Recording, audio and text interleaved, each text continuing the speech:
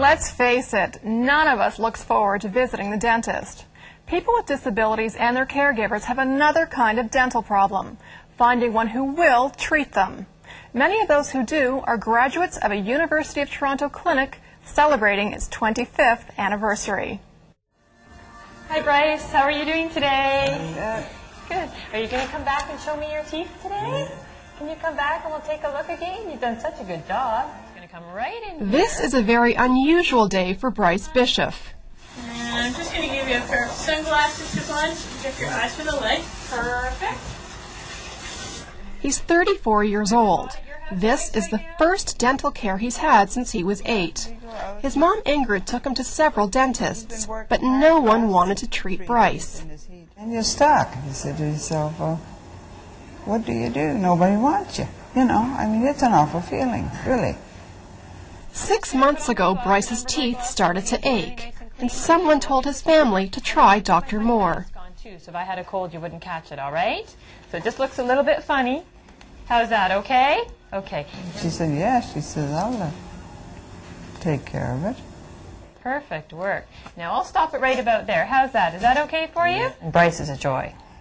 Yeah, he's fun to have. Yeah, he makes you happy when you see his name on the list that he's coming in that day. People with disabilities make up about 20% of Dr. KATHRYN Moore's practice in Peterborough, Ontario. Her interest, training, and hands-on experience come from her time as a dental student at the University of Toronto. So welcome to Mount Sinai Hospital. Today you guys will be seeing special needs patients, which means... This downtown Toronto clinic treats people with all kinds of disabilities. Okay, now who wants to volunteer so I can show you how we have to manipulate them sometimes, a little bit. The chair? In the chair, yeah. A willing volunteer, that's what I like to see.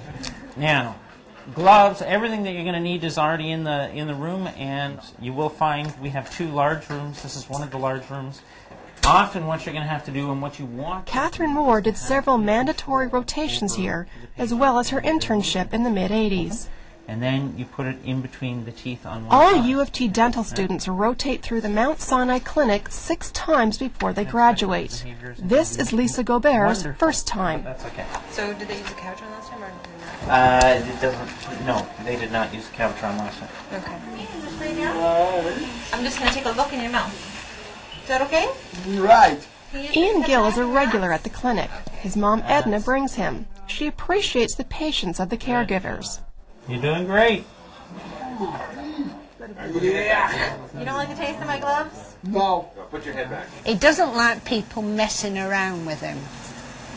It's same in anything. He's an independent person, you know. I have to put my living in there to get your teeth. I know, you're being great. Put your arm down, Ian. Put your hand down. Put your hands in your laps. All right. Don't be nervous.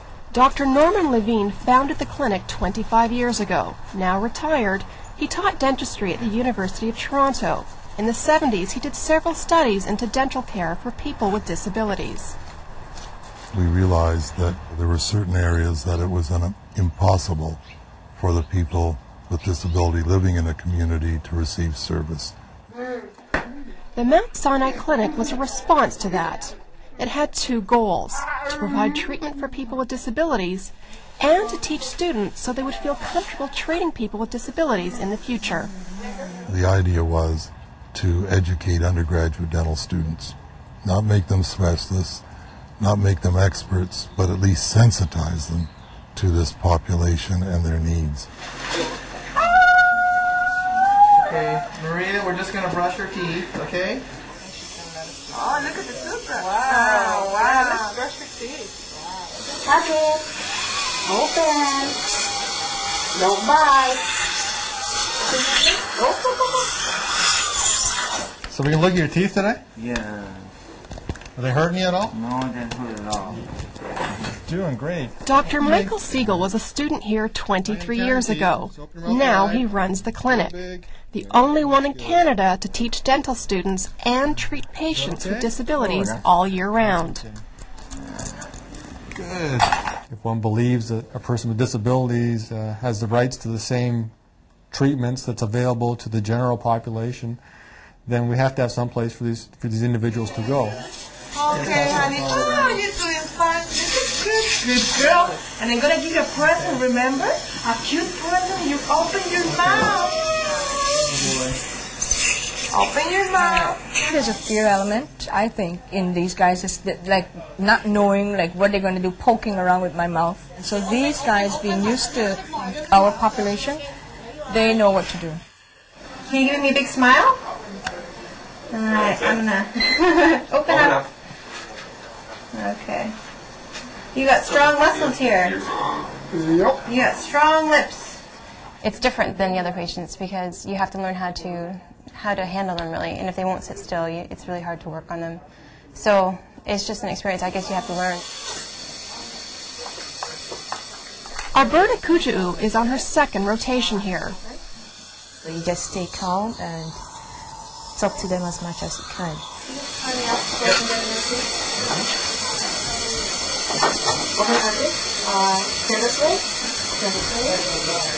And do a little at a time, because if you do too much, they wouldn't even cooperate anymore. Yeah. Not everyone understands or cooperates, even for Dr. Siegel. Go home, Sean. Soon. Oh. Okay, let's just count your teeth again, okay? No, I couldn't. No. Let's go home right now. Just take it easy. I want to go home. Somebody's trying to get out of here. Dr. Siegel, are we done here? It looks like we might be done. Some of the clinic's 3,000 patients receive their examinations and treatment under a general anesthetic. What we've noticed over the years is the patients that get referred to us are, as I said, much more complex, which then leads me to believe or to hope that the students that we've trained are now caring for the patients who are more cooperative, less complicated in terms of their medical histories or their ability to cooperate in the community setting. Let's get that extra water out for you, okay? You're doing great. So I think it's very important. If we don't, we end up with situations like Bryce was in, where he was in pain. And you can't deny someone in pain treatment. Moore plans to keep treating people with disabilities despite the difficulties. The fee factor, to run your practice, it costs a certain amount of money to do that, and a lot of these patients may be on social assistance plans that don't remunerate the dentist for the work at the same amount that other private plans would. It's uniformly the same across the country, that whatever government is paying, they're all paying too little, that there isn't one province that's actually paying enough to cover a dentist's overhead costs of providing the care that is needed. The Mount Sinai Clinic survives because the hospital subsidizes it. It's hoping for at least another 25 years in business. That's great, Bryce. Good work. Can you give me 5? Good. Oh, try it again. We didn't do a very good one. Good work. That was a good job today. Now, I've got another little brush that I'll show you. See how it works. There. Well, that's great, Bryce. You did a really good job for me today. I'm glad you came in to see us. Will you come in again in a few months? No. After 22 years with no dental care, finding a dentist who's happy to help him take care of his teeth has made a real difference to Bryce. There we go. That was a lot of work. You can sit for a minute if you need to. You were lying back there for a few minutes. You might need to sit and just have a rest. I'll take those glasses. He smiles more, and he's really proud of himself, I think, that he's doing this. Yeah. Bye-bye, Bryce. Thanks.